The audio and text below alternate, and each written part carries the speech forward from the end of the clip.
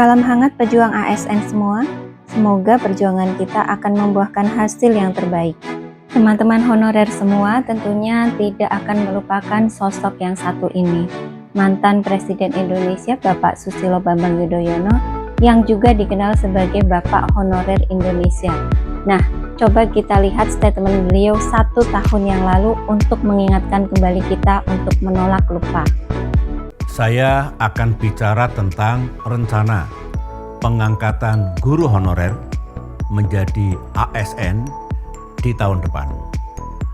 Saya pribadi dan tentunya Partai Demokrat menyambut dengan baik dan mendukung penuh rencana Presiden Jokowi yang hendak mengangkat para guru honorer menjadi guru tetap, menjadi ASN. Mengapa? Karena salah satu perjuangan Partai Demokrat ke depan ini adalah memastikan bahwa pemerintah benar-benar bisa mengangkat baik guru honorer maupun pegawai honorer. Saya masih ingat ketika memimpin Indonesia dulu bersama-sama Partai Demokrat, kami telah bisa mengangkat 1,1 juta baik guru honorer maupun pegawai honorer menjadi ASN. Karena ini sangat penting dan menjadi harapan mereka semua. Oleh karena itu, Partai Demokrat berharap agar rencana Presiden Jokowi betul-betul dapat diwujudkan tahun depan. Kami akan mengawal, akan memastikan bahwa itu semua bisa dilaksanakan, karena yang tadi itu memang itu juga menjadi salah satu prioritas perjuangan Partai Demokrat. Itu yang ingin saya sampaikan pada kesempatan yang baik ini, mendengar berita yang baik itu.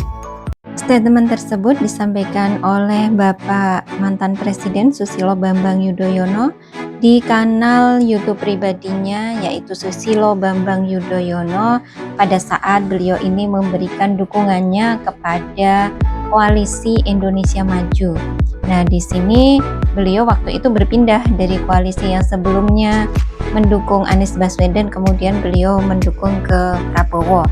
Nah, di sini beliau menyampaikan bahwa apa yang menjadi kebijakan saat itu masih Presiden Joko Widodo, beliau mendukung terhadap adanya penataan non-ASN menjadi ASN, seperti pada saat beliau menjabat dulu juga semua honorer yang sudah pengabdian lama diangkat menjadi PNS.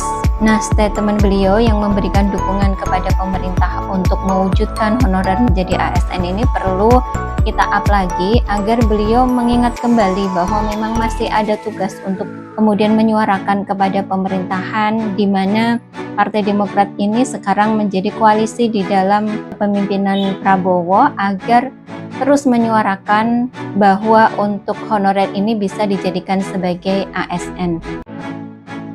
Namun sayangnya untuk jatah menteri yang diberikan kepada Partai Demokrat ini ada 3 menteri dan 1 wamen, di mana posisi kementeriannya itu tidak berhubungan langsung dengan kebijakan untuk honorer ini. Yaitu untuk menteri yang pertama adalah anak beliau sendiri, Agus Harimurti Yudhoyono. Ini adalah sebagai Menteri Koordinator Bidang Infrastruktur dan Pembangunan Kewilayahan. Dan yang kedua ada Iftitah Suryanegara. Ini sebagai Menteri Transmigrasi, dan juga Teuku Rizky Harsha, ini ada Menteri Ekonomi Kreatif atau Kepala Badan Ekonomi Kreatif, dan satu lagi sebagai Wakil Menteri ATR ada Osi Dermawan. Keempat orang ini adalah dari Partai Demokrat, namun tentunya tidak bisa memberikan kebijakan secara langsung kepada honorer karena kementeriannya tidak terkait secara langsung seperti di PAN-RB. Tentunya kita tidak bisa berharap terlalu banyak dari kementerian-kementerian ini untuk kemudian menyuarakan dan juga membuat kebijakan-kebijakan untuk diangkatnya honorer menjadi ASN atau PNS secara seutuhnya, tidak lagi menjadi paruh waktu. Namun teman-teman tidak perlu khawatir, karena kita masih punya untuk yang bisa menyuarakan honorer menjadi ASN sepenuhnya adalah dari Komisi 2, di mana Komisi 2 ini merupakan mitra langsung yang akan langsung berhubungan dengan Kemenpan RB dan juga BKN. Di sini ada di jajaran wakil ketua, yaitu ada Dede Yusuf. Dede Yusuf dari Partai Demokrat, di mana Dede Yusuf ini sebelumnya ada di Komisi 10 yang juga sudah sangat vokal sekali menyuarakan tentang nasib-nasib honorer yang ada di dunia pendidikan. Nah, sekarang Dede Yusuf di periode ini masuk ke Komisi 2, di mana Komisi 2 ini memang yang paling lantang untuk menyuarakan keberadaan honorer untuk diangkat menjadi ASN. Nah, di sini harapan kita satu-satunya bahwa untuk Dede Yusuf ini sebagai peranannya juga cukup penting di sini sebagai salah satu dari wakil ketua.